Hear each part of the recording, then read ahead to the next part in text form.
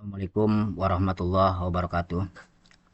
Teman-teman, saya lihat di media, terutama di grup-grup operator, telah banyak yang membahas tentang sinkronisasi siswa di PDUM sebagai prasyarat siswa untuk mendapatkan belangko ijazah. Tetapi dari komentar-komentar yang saya simak, ternyata banyak sekali masalah yang dialami atau kendala-kendala di lapangan. Maka dalam hal ini saya mencoba memberikan warning kepada teman-teman agar jangan buru-buru di dalam melakukan validasi di PDUM. Jadi kita teliti dan pastikan sebelum kita mengajukan validasi di PDUM. Di mana pendataan peserta asesmen madrasah tahun pelajaran 2023-2024 sudah dibuka tanggal 10 Januari 2024, di mana ini menjadi dasar siswa untuk mendapatkan alokasi ijazah di tahun 2023-2024.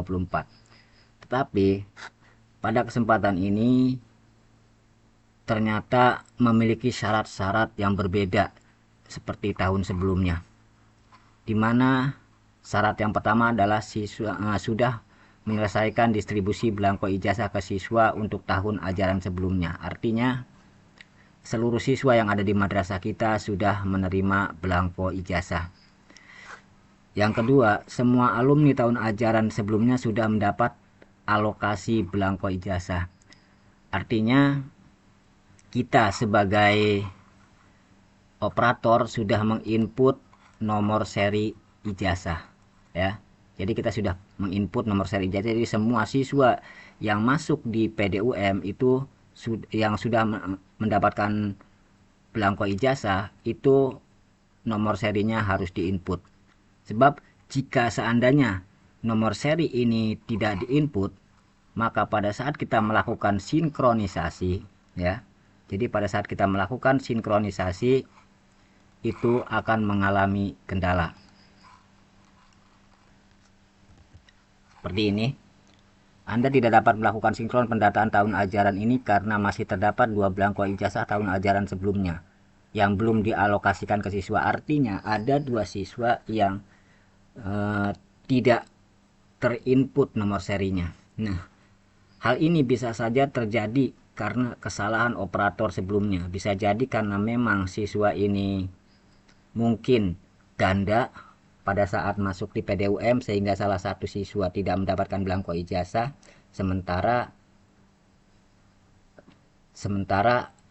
nomor seri ijazah harus diisi. Bisa juga terjadi notif-notif gagal itu karena masuk di alumni, sementara di alumni harus dialokasikan belangko ijazah. Oke. Jika seandainya kita sudah merasa yakin pasti siapa-siapa saja siswa yang akan mengulang dan siapa saja siswa yang akan lulus, siswa-siswa yang akan diluluskan, maka kita bisa melakukan sinkron emis, ya. Jadi jika semua ini dianggap sudah rampung, maka kita bisa melakukan sinkron setelah siswa dimasukkan ke dalam rombel. Oke. Setelah kita melakukan sinkron, maka siswa akan masuk ke daftar siswa, data siswa calon penerima belangko ijazah. Tetapi kita harus perhatikan apakah ada siswa yang ganda, apakah ada siswa yang belum memiliki NISN. Jika seandainya datanya sudah lengkap atau valid, maka di sini akan muncul seperti ini, tanpa nisen 0, tanpa nomor peserta 32, ini karena memang belum cetak DNS, ya. Jadi tanpa nisen ini harus 0. Artinya semua siswa yang masuk ke sini, setelah kita sinkron tadi, itu harus sudah memiliki NISN. Dan kita juga harus perhatikan jangan sampai ada siswa ganda.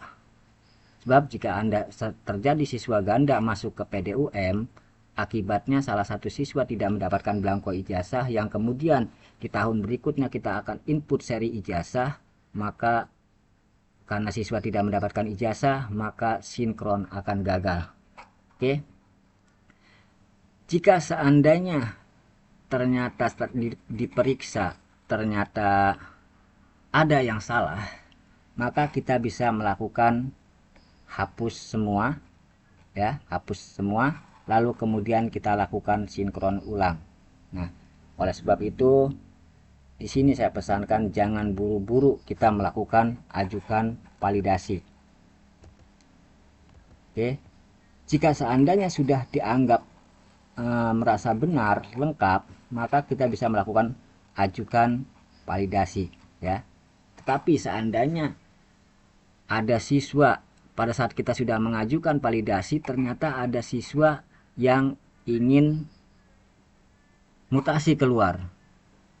Nah, siswa yang mutasi keluar di EMIS, maka siswa tersebut tidak bisa disinkronkan di tempat lain.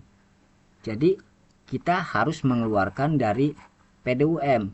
Nah, untuk mengeluarkan dari PDUM, kita harus melakukan ajuan pembatalan validasi ke admin kabupaten. Itu pun jika aksesnya belum deadline. Nah, oleh sebab itu, maka jangan buru-buru, berhati-hatilah, teliti, ya. Kalau bisa sih sekitar waktu-waktu menjelang deadline lah, kalau bisa kita melakukan ajukan validasinya. Nah, jika seumpamanya ada siswa yang belum mendapatkan NISN, ternyata sudah masuk ke PDUM, itu pun tidak bisa dilakukan ajukan validasi. Ya.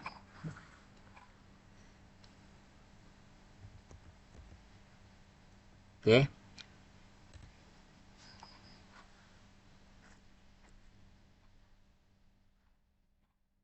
Apalagi nih bingung.